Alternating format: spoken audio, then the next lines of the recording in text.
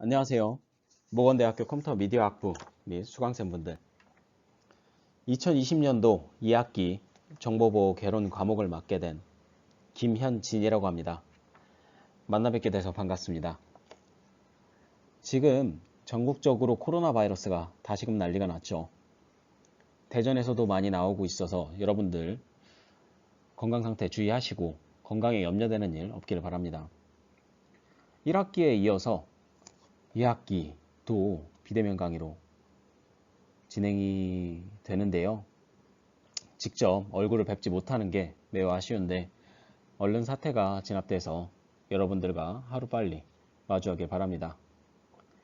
직접 얼굴을 뵙는 거 말고 이렇게 온라인 강의를 하는 점에 있어서 부족한 부분이 있더라도 양해 부탁드립니다. 오늘 우리의 첫 강의는 다음과 같이 진행될 예정입니다.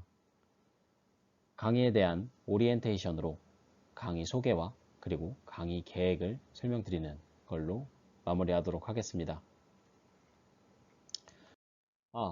이번 학기에는 2학년뿐만 아니라 3, 4학년 학생도 조금 있더라고요. 뭐 재수강하시는 분들도 있으실 거고 여러 이유가 있으실 텐데 이번 정보보호 개론 강의는 제가 지난 학기 때 4학년 과목으로서 정보보호 응용 과목을 진행을 했었는데 그 해당 과목, 정보보호 응용 과목과 유사한 내용으로 진행할 예정이라 이 점 염두해 주시고 혹시나 원치 않는 학생들이 있으시면은 수강을 변경하셔서 다른 수업으로 수강하시면 좋을 것 같습니다. 강의 정보는 다음과 같습니다.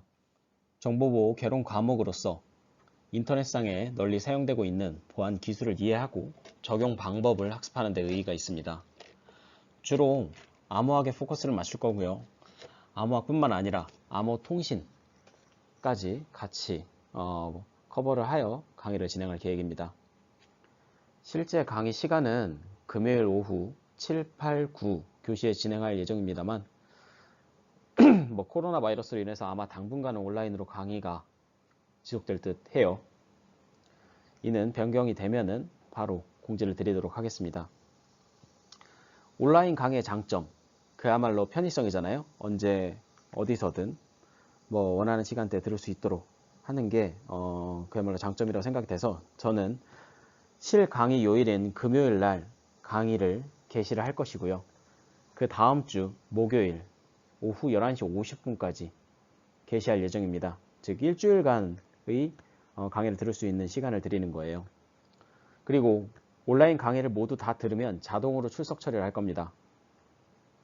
강의를 완강하셔야 출석 처리가 되니까요. 다들 유의하시면 좋을 것 같습니다. 그렇다고 켜놓고 다른 걸 하시다가 손해를 범하시지는 않았으면 좋겠네요. 실시간 강의를 진행할 때는 팀즈 프로그램을 이용할 거예요. 여러분들 학과 다른 수업에서도 많이 써보셨을 텐데 다들 이 팀즈 가입을 해주셔야 제가 초대해 드릴 수 있습니다.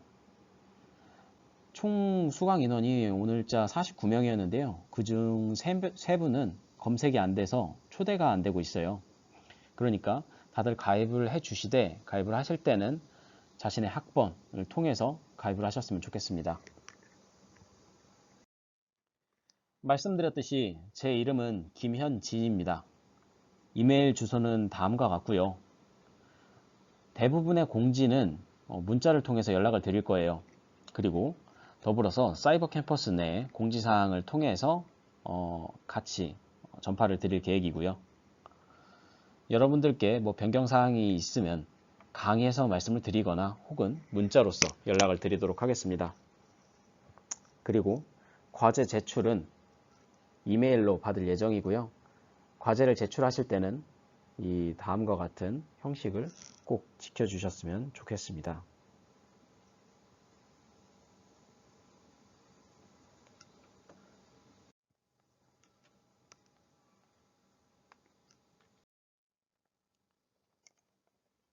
강의에 대한 정보입니다. 되게 번잡하게 늘어져 있는 용어들이 보이실 거예요. 위에서부터 해시 펑션, MD5, 클래식 크립토그래피, S박스, RC4 등등 용어들이 번잡하게 늘어져 있죠. 뭘까요?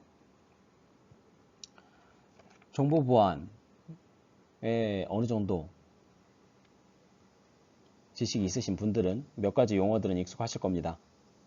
이 용어들은 바로 보안으로 인한 서비스들 혹은 암호에 대한 용어들입니다. 본 수업을 통해서 저는 다음 장과 같이 정립하시는 기회가 되었으면 좋겠습니다. 제일 앞의 5가지 용어는 보안 서비스들입니다. 번역을 하자면 위에서부터 confidentiality, 기밀성, 그리고 무결성, 접근 제어, 가용성, 부인 방지입니다. 즉 보안 서비스라고 하면은 저희 그 보안 기술들이 제공해주는 기능들, 서비스를 말하는 거예요. 그 다음은 아래 플레인 텍스트 평문, 그리고 사이퍼 텍스트 암호문, 그리고 암호 통신에 널리 사용되는 오픈소스 라이브러리, 오픈SSL이고요.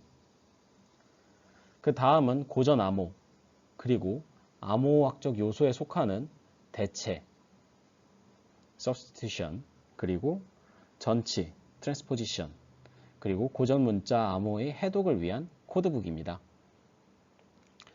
그 다음은 대칭키, 관용 암호라도 불리게 되고요.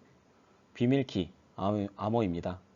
비밀로 키를 보관을 하되 암호화와 그리고 암호화된 것을 복호화할 때의 키가 같은 비밀키 암호입니다. 이 대칭키는 비트 스트림 단위로 암호화하는 방식의 스트림 사이퍼, 그리고 블록 단위로 암호화를 진행하는 블록 사이퍼로 분류를 할 수가 있습니다. 대칭키뿐만 아니라 암호키와 복호화 키가 다른 형태가 있겠죠. 바로 공개키 암호입니다. 공개키와 개인키가 사용되는 방식으로서 공개키 또는 비대칭키 방식이라고 불리게 돼요. 이를 이용하여 전자서명과 PKI가 있습니다. 이 PKI는 우리 공인인증서에 사용되는 방식으로서 Public Key Infrastructure의 줄임말입니다. 즉 공개키 기반으로서 우리가 공인인증에 이 해당 요소 기술을 사용하는 것인데요. 그 다음으로서는 해시함수가 있습니다. 이 해시함수로서 메시지 그리고 프로그램의 무결성 검증에 사용을 할 수가 있습니다. 이 암호하게 치중을 하면은 이게 정보보호에서 작은 부분만 커버하는 것이 아닌가 라고 생각하실 수 있을 것 같아요. 그러면은 이 지금 살펴본 용어들을 보안 공격 관점에서 살펴보도록 하겠습니다. 우리가 생각하는 보안 공격은 두 가지로 분류가 가능합니다. 첫 번째로 좌측의 소극적 공격, 그리고 우측의 적극적 공격으로 분류가 가능합니다. 이 의미에 대해서 여러분들 아실까요? 이 소극적 공격은 전송 정보에 대한 도청이나 감시를 의미합니다. 예를 들어서 메시지 내용 공개, 그리고 트래픽 분석이 여기에 속하는데요. 메시지 내용 공개는 즉 송신자가 보내는 문자 메시지나 이메일을 중간에 훔쳐보는 것을 이야기를 합니다. 그리고 트래픽 분석은 다른 사용자가 보낸 메시지의 트래픽을 다른 형태의 정보로서 획득을 하는 것을 이야기를 합니다. 그렇다면 이 적극적인 공격의 예는 크게 4가지가 있습니다. 첫 번째로 신분 위장, 두 번째는 재전송, 세 번째는 메시지에 대한 수정, 네 번째는 서비스 거부가 있습니다.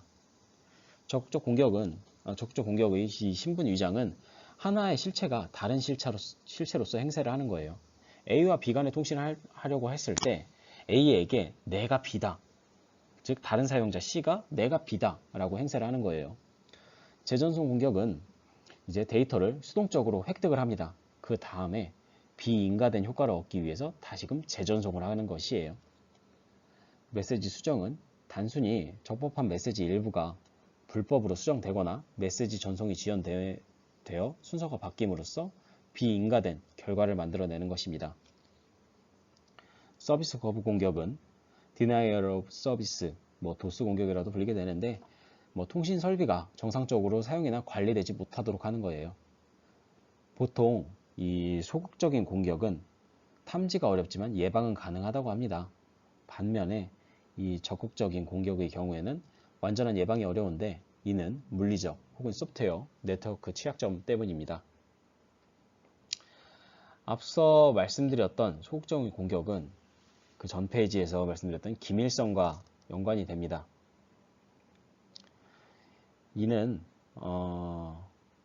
이 기밀성은 암호화 기법들이 제공해주는 서비스인데요. 이 반대로 또 적극적인 공격은 무결성과 부인 방지, 접근 제어, 그리고 가용성과도 연관이 됩니다. 이는 전자서명 기법이 제공해주는 서비스들이에요. 그리고 이에 근간이 되는 암호 방식은 대칭키와 그리고 공개키 암호, 그리고 암호화를 이루는 세부 구성 요소인 암호 프리미티브, 이 암호 기술이 사용되어 위와 같은 보안 기법 그리고 보안 서비스를 이루게 되는 것입니다. 저는 이런 코스 스코프 중에서 푸른 박스에 해당하는 부분에 대해서 중점적으로 수업을 진행하려고 합니다. 주차별 강의 계획은 다음과 같습니다. 금일 첫 수업은 과목 소개로 진행을 하면서 2주차에는 정보보호의 개요, 과연 정보보호라는 왜 필요한가, 그리고 현재 트렌드는 어떠한가에 대해서 수업을 진행을 할 겁니다. 그리고 3주차에는 과연 우리가 이번 학기 때 배우는 암호학이라는 무엇이며, 그리고 전체적인 흐름에 대해서 쭉 훑을 것이고요. 그리고 그 다음 수업에서는 고전 암호를 살펴볼 것입니다. 그리고 그 이후에는 고전 암호에서도 고전 암호를 이루는 암호학적인 요소 기술에 대해서 설명을 드릴 건데요. 그러한 기술들을 발전시킨 관용 암호 기술에 대해서 말씀을 드리고요. 즉 암호하는 키와 복호하는 키가 같은 관용 암호에 대해서 말씀드릴 것이고요. 그 다음에는 이와 반대로 암호하는 키와 복호하는 키가 다른 공개키 암호에 대해서 말씀을 드릴 거예요. 그리고 이제 중간고사가 적혀져 있긴 한데 중간고사를 그대로 진행을 할지 여부는 추후에 말씀을 드리도록 하겠습니다. 그 다음은 해시함수에 대해서 말씀을 드릴 것이고요. 이러한 해시함수 기술과 앞서 말씀드렸던 암호 기술이 합쳐진 PKI 인프라에 대해서 설명을 드릴 거예요. 그리고 그 다음 강의에는 사용자 인증 기술, 즉 우리가 ID 패스워드 방식 혹은 OTP 기반의 인증 방식, 그리고 생체 기반의 인증 방식 등 다양한 사용자 인증 기술이 있는데 그 해당 인증 기술에 대해서 설명을 드릴 것이고요. 그 다음에는 이제 IPsec 프로토콜, 즉 IP 계층에서 보안 기능을 제공하는 IPsec 프로토콜에 대해서 말씀을 드리고 최종적으로 기말고사를 진행할 예정입니다. 매주 과제를 출제하는 것은 아니겠지만 여러분의 집중도와 이해도를 위해서 아마도 한 학기 동안 최대 5회일 것 같아요. 이 5회가량의 과제를 출제하려고 합니다. 강의 계획과 과제 출제 계획은 강의를 진행하면서 변경사항이 생길 수 있음을 알려드리도록 하겠습니다. 교재는 다음과 같습니다. 알기 쉬운 정보보호 개론, 그리고 정보보안 이론이라는 이론과 실제라는 책입니다.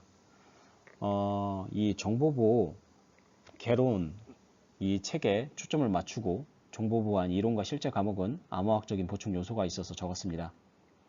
본 과목은 발표 자료에 초점을 맞춰서 수업을 진행할 예정이기 때문에 서적은 참고용으로만 사용하셨으면 좋겠네요. 아마도 네, 그렇습니다. 그리고 다음은 내용의 추가를 위한 교재들입니다. 네트워크 채널 보안을 위한 네트워크 시큐리티, 그리고 시큐리티 엔지니어링, 시큐리티 인 컴퓨팅, 그리고 어플라이드 크립토, 컴퓨터 시큐리티, 카운터 핵 리로디드 정도가 있겠네요. 다시 말씀드리지만 해당 서적은 여러분들이 보안에 대한 지식을 넓히고자 할 때 읽으실 만한 참고용 서적입니다. 즉, 저는 PPT, 이 발표 자료를 중점을 맞출 것이고요. 거기서부터 이제 제가 강의에 최대한 설명을 드리고 여러분들이 이해하지 못하시는 점이나 좀 궁금점이 생기시면은 이제 검색이나 요즘 구글 링크 잘 되어 있잖아요. 검색이나 혹은 저에게 문의를 해주시면 제가 성실하게 답변을 드리도록 하겠습니다. 마지막으로 여러분들이 가장 주의를 기울이셔야 하는 배점 그리고 학점에 대한 부분입니다.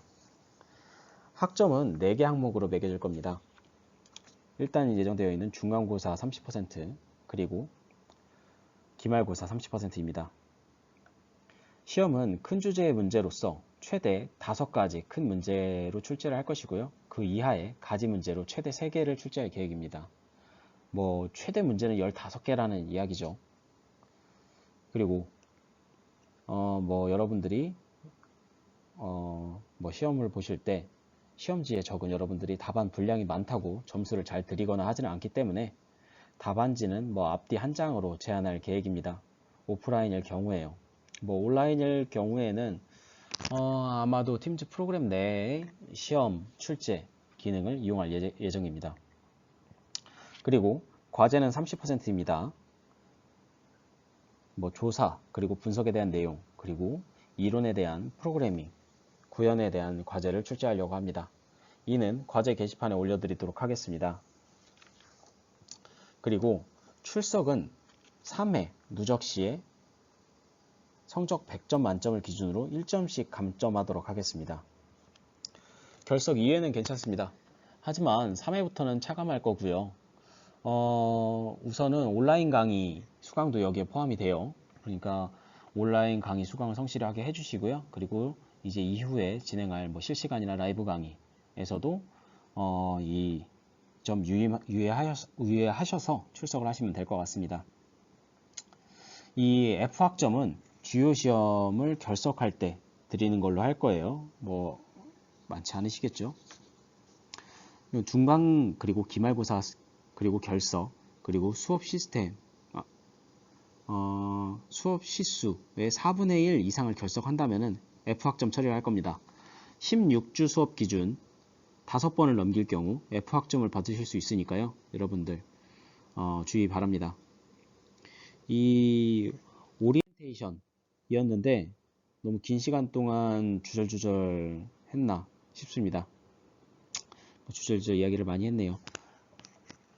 아마도 첫 강의다 보니까 제가 여러분들 직접 얼굴 뵙고 하는 것도 아니고 이 영상으로 대체하는 거라서 뭐 어떤 정보를 더 드려야 될지 모르겠네요. 여러분들 뭐 강의 들으시고요. 뭐 피드백이나 여러분들 궁금증에 대해서는 저한테 편하게 메일 보내시면 되니까요. 뭐 주저하지 않고 저한테 연락 바랍니다. 아무쪼록 한 학기 동안 잘 부탁드립니다. 감사합니다.